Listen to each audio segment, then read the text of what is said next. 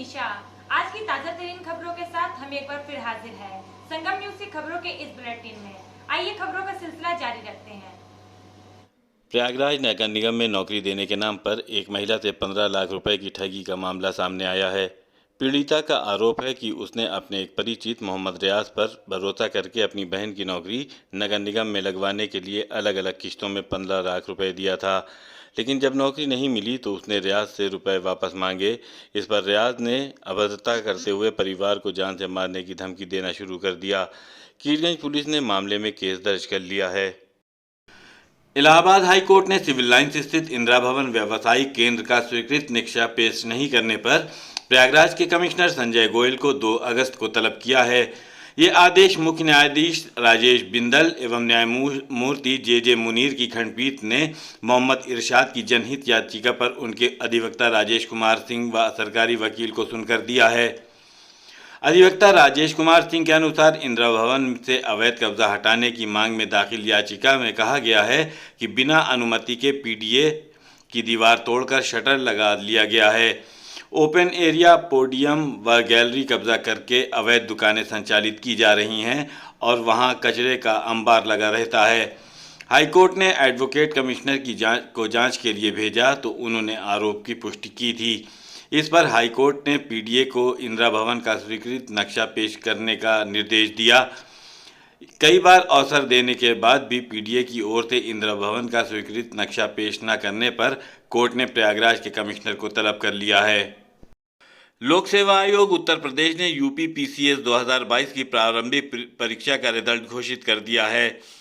आयोग द्वारा दी गई जानकारी के मुताबिक इस परीक्षा में कुल 3,29,310 अभ्यर्थी शामिल हुए थे, जिनमें 5,964 अभ्यर्थियों को मुख्य परीक्षा के लिए सफल घोषित किया गया है। ये परीक्षा डिप्टी कलेक्टर और डिप्टी एसपी समेत 384 पदों के लिए आयोजित की गई थी। कांग्रेस अध्यक्ष सोनिया गांधी की ईडी द्वारा की जा रही पूछताछ के खिलाफ आज शहर के सिविल लाइंस में कांग्रेसी कार्यकर्ताओं ने धरना प्रदर्शन किया है। सिविल लाइंस के धरना प्रदर्शन स्थल पर इकट्ठा हुए कांग्रेसी कार्यकर्ताओं ने केंद्र सरकार के खिलाफ नारेबाजी की और आरोप लगाया कि भारतीय जनता पार्टी जानबूझकर कांग्रेस पर इस तरह की मनमानी कार्रवाई कर रही है।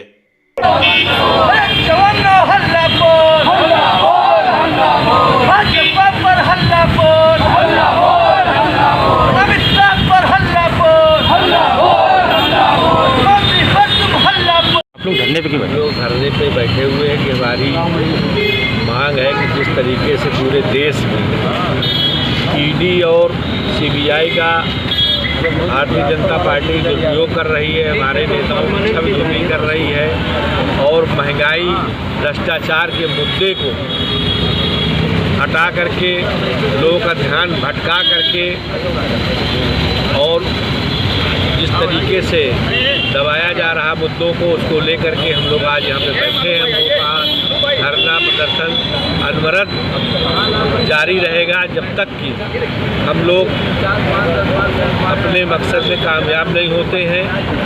और निश्चित रूप से आने वाला समय जो बेरोजगारी जो अग्निपथ को लेकर के नौजवानों को जो ठेकेदारी प्रथा सेना में भी लागू की जा रही है, इनको लेकर के हम लोग संगम नगरी प्रयागराज में सावन के महीने में भगवान शिव की आराधना का रंग बच्चे, युवा और महिलाएं सभी के सर पर चढ़कर बोल रहा है।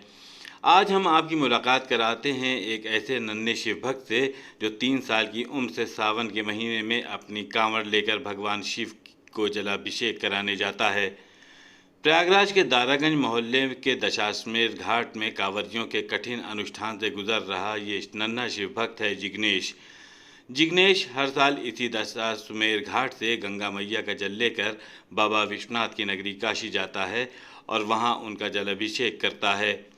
जिग्नेश को नहीं पता फिर उसके अंदर बाबा विश्वनाथ की भक्ति की ये धारा कहां से पैदा हुई, लेकिन वो लगातार पिछले 3 वर्षों से इसी तरह कांवड़ लेकर प्रयागराज से काशी जाता है। जिग्नेश की मां आरती पांडे बताती हैं कि बचपन से ही जिग्नेश के अंदर मां गंगा को लेकर अटूट आस्था थी और वो हर रोज़ गंगा मैया में स्नान करने की जिद किया करता था। माँ गंगा के इसी सानिध्य ने उसके अंदर भगवान शंकर की आराधना के बीज पनपी, जिसके बाद से वो 3 साल की उम्र से लगातार प्रयागराज से कांवड़ लेकर बाबा विश्वनाथ की नगरी काशी जाता है। शहर के दारागंज इलाके में एक पुरोहित परिवार से ताल्लुक़ रखने वाला ये नन्हा शिव भक्त अपनी सारी मुसीबतें और मुश्किल उस समय भूल जाता है जब उसके कांधों पर कांवर होती है और जुबां पर नाम होता है बोल बम बोल बम। खबरों का सिलसिला यूं ही जारी रहेगा। आप हमारे YouTube चैनल को लाइक कीजिए, सब्सक्राइब कीजिए और शेयर कीजिए और आप देखते रहिए संगम न्यूज़। नमस्कार।